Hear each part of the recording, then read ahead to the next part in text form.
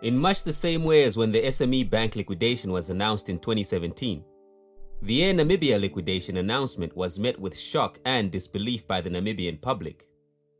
The fact that the airline was troubled was hardly news to anybody, but when a government institution finally fails and goes under, it's always accompanied by a multitude of divided opinions. None to date has been more polarizing than Air Namibia. Besides the fact that the national airline was a source of pride for many Namibians, the liquidation being announced during the COVID-19 pandemic, when a lot of people had already lost their jobs, did not sit well with many. And while job loss is a more valid reason than most to oppose a decision, there are numerous other factors to look at with regard to this decision, which is why in this video, we'll be looking at whether or not the government was right to close down Air Namibia. Air Namibia is a commercial public enterprise, which is defined in the Public Enterprises Governance Act of 2019. The definition in the Act is very particular about commercial public enterprises being capable of making sustained profit. So that's where we'll begin our analysis. Was Air Namibia profitable? Well, according to the Finance Minister Ipumbushimi, Air Namibia has never been profitable. Let's assume that never is referring to the period since the airline's name was changed to Air Namibia in 1991. That would mean that Air Namibia has not made a single dollar of profit in nearly 30 years of operations. Any ordinary company operating without profits for so long would have folded up and gone bankrupt a long time ago. So how did Air Namibia survive for that long? The answer is massive bailouts and massive debts. Between 2002 and 2020, Air Namibia received roughly 9.6 billion Namibian dollars in bailout money from the government, the most out of any state-owned enterprise. Now, it's important that we ask ourselves whether or not this was the best use of nearly 10 billion Namibian dollars given our circumstances. For example, would the average Namibian benefit more if that money is reallocated to the improvement of infrastructure at schools like this?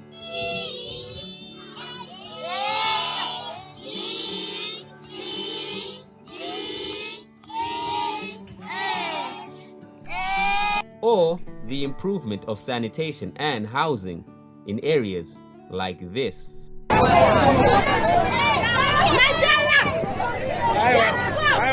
Besides the massive bailouts, the airline also piled up an enormous amount of debt.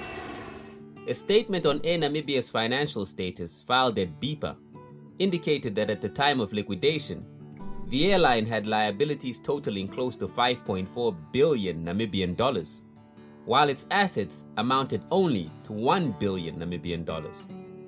We wouldn't blame you if you needed a moment to fully take that in. Air Namibia was operating at a debt-to-asset ratio of more than 5 times. It gets a little more worrying when you look into who the airline actually owed money to. The Namibian government is one of the airline's biggest creditors, with Air Namibia owing the receiver of revenue close to 800 million in taxes. All of that is on top of the billions in support the airline already receives from the government.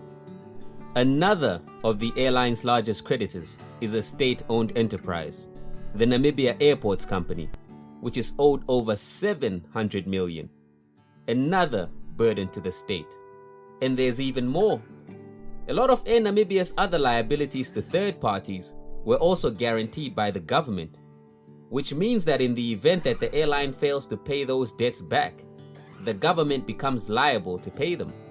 By 2009, these guarantees had already piled up to 1.2 billion, with the airline getting another 500 million loan guarantee as recently as 2019. Being the beneficiary of so much of the government's resources, it's only right that the next factor we look at is the level of transparency at Air Namibia. If you were looking to find out how Air Namibia's resources were being allocated, the natural place to look at would be the company's annual financial statements. According to the Public Enterprises Governance Act, the board of the enterprise must, no later than 6 months, submit an annual report that includes the audited financial statements of the entity. Air Namibia has failed to provide an annual report in more than 10 years.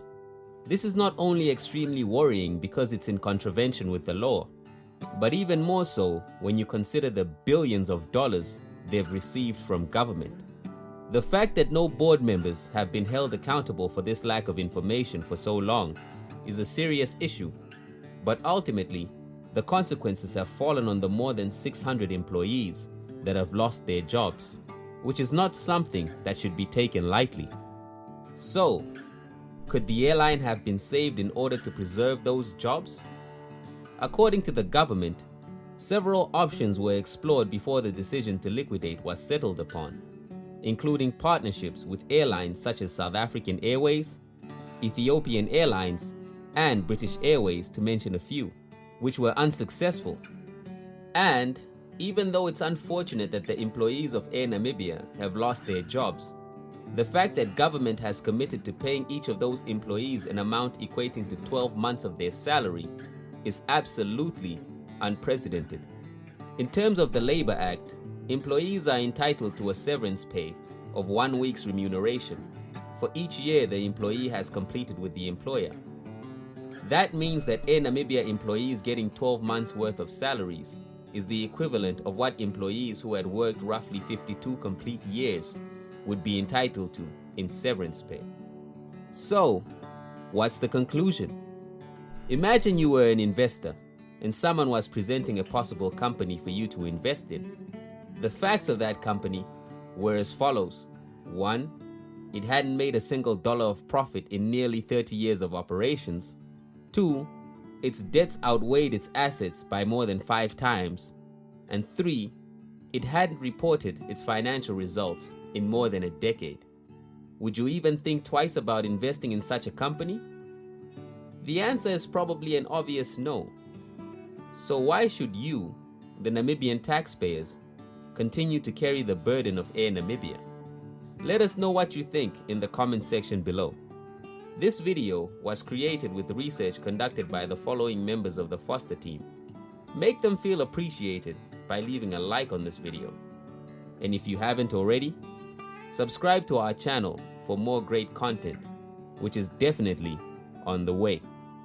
And remember, learn, connect, grow.